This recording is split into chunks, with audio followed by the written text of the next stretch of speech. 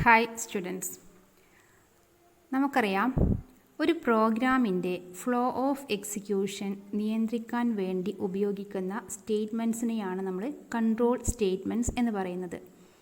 ആ കൺട്രോൾ സ്റ്റേറ്റ്മെൻറ്റ്സിൽ മെയിനായിട്ട് രണ്ട് കാറ്റഗറിയാണുള്ളത്. ഒന്ന് ഡിസിഷൻ മേക്കിംഗ് സ്റ്റേറ്റ്മെൻറ്റ്സ് അല്ലെങ്കിൽ സെലക്ഷൻ സ്റ്റേറ്റ്മെൻറ്റ്സ്, മറ്റൊന്ന് ഐറ്ററേഷൻ സ്റ്റേറ്റ്മെൻറ്റ്. ഇതിൽ സെലക്ഷൻ സ്റ്റേറ്റ്മെൻറ്റ് എന്താണ് എന്ന് നോക്കുക. ഒരു പ്രോഗ്രാമിൻ്റെ സെലക്റ്റഡ് എക്സിക്യൂഷൻ പ്രൊവൈഡ് ചെയ്യുന്ന സ്റ്റേറ്റ്മെൻറ്റ്സ് ആണ് സെലക്ഷൻ സ്റ്റേറ്റ്മെൻറ്റ്സ് അല്ലെങ്കിൽ ഡിസിഷൻ മേക്കിംഗ് സ്റ്റേറ്റ്മെൻറ്റ്സ്. എന്ന് വെച്ചാൽ എന്താ? ഏതെങ്കിലും ഒരു പാർട്ട് മാത്രം സെലക്ട് ചെയ്ത് എക്സിക്യൂട്ട് ചെയ്യാൻ ഉപയോഗിക്കുന്ന സ്റ്റേറ്റ്മെൻറ്റ്സ് എന്ന് പറയാം. മെയിനായിട്ട് C++ൽ രണ്ട് സെലക്ഷൻ സ്റ്റേറ്റ്മെൻറ്റ്സ് ആണ് ഉള്ളത്. അതിലൊന്ന് if,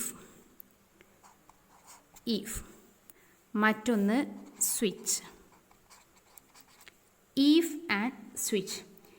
if എന്ന കീവേഡ് യൂസ് ചെയ്തിട്ട് വരുന്ന ഒരു സ്റ്റേറ്റ്മെൻറ്റും സ്വിച്ച് എന്ന കീവേഡ് യൂസ് ചെയ്തിട്ട് മറ്റൊരു സ്റ്റേറ്റ്മെൻറ്റ്. രണ്ടിൻ്റെയും പേർപ്പസ് എന്താണ്? ഒരു പ്രോഗ്രാമിൻ്റെ ഫ്ലോ ഓഫ് എക്സിക്യൂഷൻ താളം തെറ്റിക്കും. എങ്ങനെ? എന്തെങ്കിലും ഒരു കണ്ടീഷൻ വെച്ചുകൊണ്ട് ഏതെങ്കിലും ഒരു ഭാഗം മാത്രം സെലക്ട് ചെയ്ത് എക്സിക്യൂട്ട് ചെയ്യുക അല്ലെങ്കിൽ റൺ ചെയ്യുക എന്നുള്ളതാണ് ഇതിൻ്റെ ഫങ്ഷൻ. ഇതിൽ if സ്റ്റേറ്റ്മെൻറ്റ് എന്താണ് എന്ന് നോക്കാം.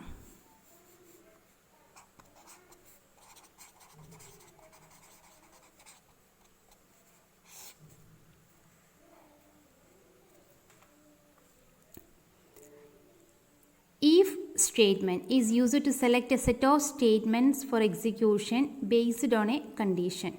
നേരത്തെ പറഞ്ഞത് തന്നെയാണ്, ഏതെങ്കിലും ഒരു കണ്ടീഷൻ്റെ അടിസ്ഥാനത്തിൽ ഒരു കൂട്ടം സ്റ്റേറ്റ്മെൻറ്റ്സിനെ സെലക്ട് ചെയ്യാൻ യൂസ് ചെയ്യുന്നതാണ് if സ്റ്റേറ്റ്മെൻറ്റ്.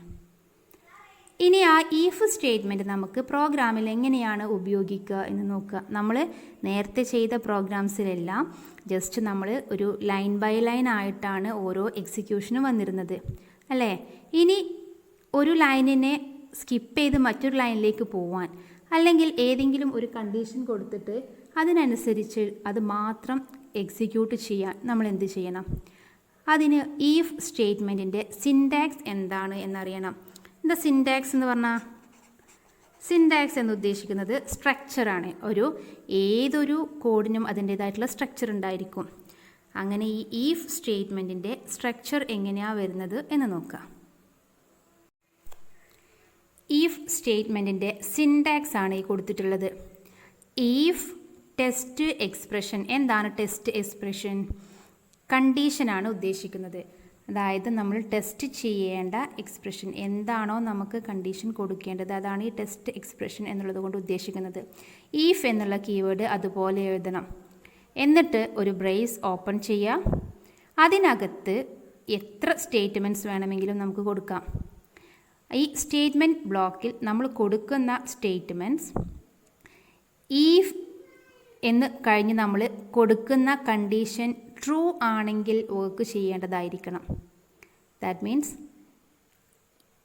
ടെസ്റ്റ് എക്സ്പ്രഷനിൽ കൊടുത്ത കണ്ടീഷൻ ശരിയാണെങ്കിൽ വർക്ക് ചെയ്യുന്നതാണ് സ്റ്റേറ്റ്മെൻറ്റ് ബ്ലോക്ക്. സ്റ്റേറ്റ്മെൻറ്റ് ബ്ലോക്ക് എന്ന് ഉദ്ദേശിച്ചത് ആ if കഴിഞ്ഞ് അതിൻ്റെ ബോഡിക്കകത്ത് നമുക്ക് ഏത് സ്റ്റേറ്റ്മെൻറ്റും കൊടുക്കാം.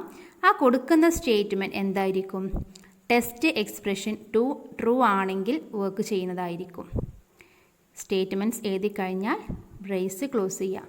അതോടുകൂടി അവിടെ if സ്റ്റേറ്റ്മെൻറ്റ് ക്ലോസ് ആവുന്നു. ഓക്കെ, ഇനി ഇതിന് ഒരു എക്സാമ്പിൾ നോക്കുക. എങ്ങനെയാണ് ഇത് വർക്ക് ചെയ്യുക?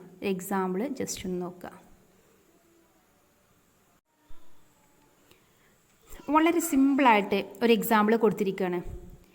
if അത് എല്ലാ സ്റ്റേറ്റ്മെൻറ്റിലും അതേപോലെ എഴുതേണ്ട കീവേഡാണ് if. Small letter if.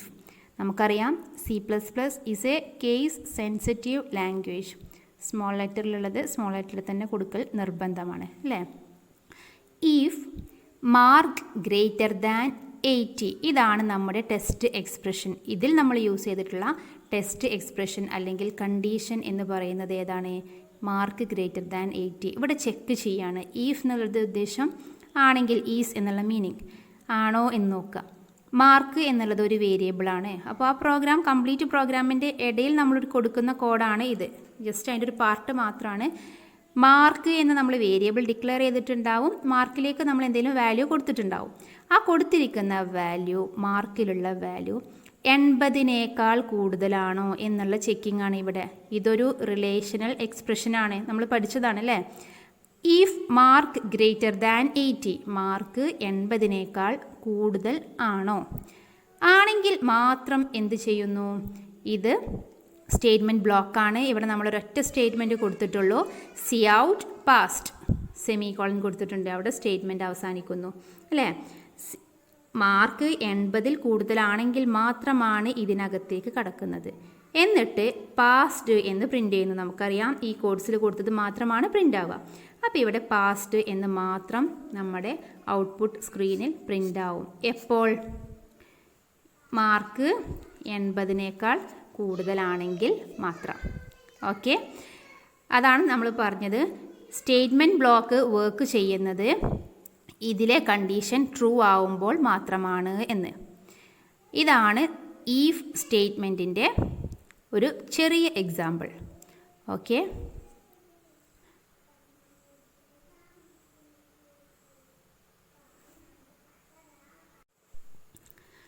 നമ്മൾ പറഞ്ഞു മാർക്ക് 80നേക്കാൾ കൂടുതൽ ഉള്ള ഒരു വാല്യൂ ആണെങ്കിൽ പാസ്ഡ് എന്ന് ഔട്ട്പുട്ട് ലഭിക്കുന്നു. ഇനി മാർക്ക് 80 അല്ലെങ്കിൽ അതിൽ കുറവോ ഉള്ള വാല്യൂ ആണ് ഉള്ളത് എങ്കിൽ, നമ്മൾ കൊടുത്ത വാല്യൂ 80ൽ കുറവാണെങ്കിൽ എന്ത് സംഭവിക്കും? ഇങ്ങനെ ഒരു കോഡ് കൊടുത്തു കഴിഞ്ഞാൽ അതിൽ പ്രത്യേകിച്ചൊരു ഔട്ട്പുട്ട് വരുന്നില്ല അല്ലേ. അതൊരു ഗുഡ് പ്രോഗ്രാമിംഗ് അല്ല. ജസ്റ്റ് ഒരു ഈഫ് മാത്രം കൊടുത്തിട്ട് പാസ്ഡ് ആണെങ്കിൽ ഓക്കെ, പാസ്ഡ് എന്ന് പ്രിൻ്റ് ചെയ്യുന്നു, കുഴപ്പമൊന്നുമില്ല. പക്ഷേ അയാളുടെ മാർക്ക് ബിലോ 80 ആണെങ്കിൽ അവിടെ ഒന്നും സംഭവിക്കുന്നില്ല.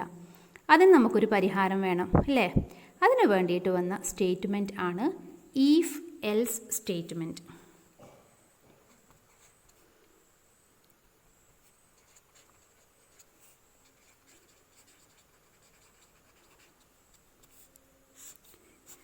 ഈഫ് എൽസ് സ്റ്റേറ്റ്മെൻറ്റ് എന്തായിരിക്കും?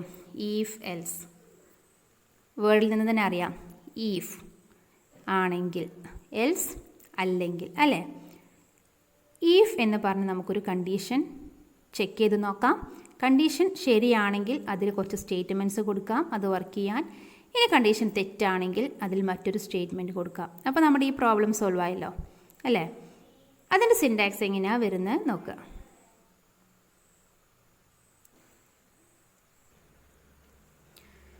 ഈഫ് എൽസിൻ്റെ സിൻടാക്സ് നോക്കുക. ഈഫ് ടെസ്റ്റ് എക്സ്പ്രഷൻ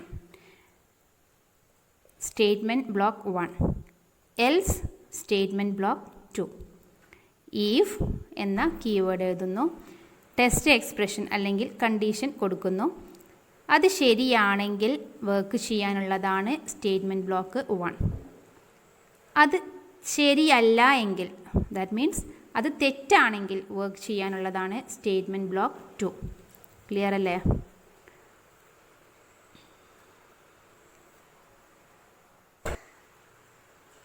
എക്സാമ്പിൾ നോക്കുക. നേരത്തെ പറഞ്ഞ അതേ പാർട്ട് ആണ്, അതിൽ നമുക്ക് എൽസ് കൊടുത്തു നോക്കാം. If mark greater than 80, mark greater than 80 എന്നുള്ളത് ടെസ്റ്റ് എക്സ്പ്രഷൻ അല്ലെങ്കിൽ കണ്ടീഷൻ. അത് ശരിയാണോ എന്ന് നോക്കും. നമ്മൾ കൊടുത്തിട്ടുള്ള മാർക്ക് 80നേക്കാൾ കൂടുതലാണെങ്കിൽ പാസ്ഡ്, സി ഔട്ട് പാസ്ഡ് എന്ന് പറഞ്ഞാൽ പാസ്ഡ് എന്ന് അതേപോലെ പ്രിൻ്റ് ചെയ്യുന്നു. ഇനി അതല്ല, എൽസ് നമ്മൾ കൊടുത്തതിൻ്റെ മാർക്ക് 80യോ അതിൽ കുറവോ ആണെങ്കിൽ സി ഔട്ട് ഫെയിൽഡ് എന്ന് പ്രിൻ്റ് ചെയ്യുന്നു. എക്സാമ്പിൾ നോക്കുക. നമ്മൾ പ്രോഗ്രാം എഴുതിയ സമയത്ത് മുകളിലായിട്ട് നമ്മൾ ഇനീഷ്യലൈസ് ചെയ്തപ്പോൾ മാർക്ക് ഈക്വൽ ടു 60 എന്നാണ് കൊടുത്തത് സങ്കല്പിക്കുക. അല്ലെങ്കിൽ റൺ ചെയ്ത സമയത്ത് നമ്മൾ മാർക്കിന് കൊടുത്ത വാല്യൂ 60 ആണ് എന്ന് വിചാരിക്കുക. ഇതിൻ്റെ വർക്കിംഗ് എങ്ങനെയാണ് വരിക? ചെക്ക് ചെയ്യും. മാർക്കിൽ 60 ആണുള്ളത്, മാർക്ക് 80യേക്കാൾ കൂടുതലാണോ നോക്കും. അല്ല, ഇവിടെ ഈ കണ്ടീഷൻ്റെ ഉത്തരം എന്താണ്? ഫാൾസ് എന്നുള്ളതാണ്. നമ്മൾ നേരത്തെ പറഞ്ഞിരുന്നു റിലേഷണൽ എക്സ്പ്രഷൻ എപ്പോഴും ഒന്നെങ്കിൽ ട്രൂ അല്ലെങ്കിൽ ഫാൾസ് ആണ് റിട്ടേൺ ചെയ്യാന്നല്ലേ. അപ്പോൾ ഇവിടെ ഫാൾസ് ആണ് വരിക. അങ്ങനെയാവുമ്പോൾ ഇതിൻ്റെ താഴെയുള്ള സ്റ്റേറ്റ്മെൻറ്റ്സ് വർക്ക് ചെയ്യില്ല. നേരെ എവിടേക്ക് സ്കിപ്പ് ചെയ്യുന്നു?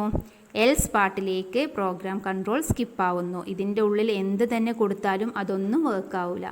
അതുകൊണ്ടാണ് ഇതിനെ നമ്മൾ എക്സിക്യൂഷൻ്റെ ഫ്ലോയെ കൺട്രോൾ ചെയ്യുന്നതാണെന്ന് പറയുന്നത്. അപ്പോൾ ഇവിടെ ഈ കോഡ്സ് ഒന്നും വർക്ക് ചെയ്യാതെ നേരെ എവിടേക്ക് വരും? എൽസ് പാർട്ടിലേക്ക് വരും. അതിൻ്റെ ഉള്ളിൽ എന്ത് കൊടുത്തോ അത് അതേപോലെ വർക്ക് ചെയ്യും. ഇവിടെ നമ്മൾ സി ഔട്ട് ഫെയിൽഡ് എന്നാണ് കൊടുത്തത്. ഈ ഫെയിൽഡ് എന്നുള്ളത് നമ്മുടെ ഔട്ട്പുട്ട് സ്ക്രീനിൽ പ്രിൻ്റ് ആവും. ഓക്കെ, ഇതിനകത്ത് നമുക്ക് എന്തും കൊടുക്കാം.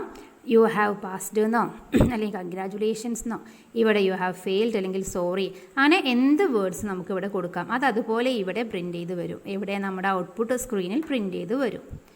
ഓക്കെ.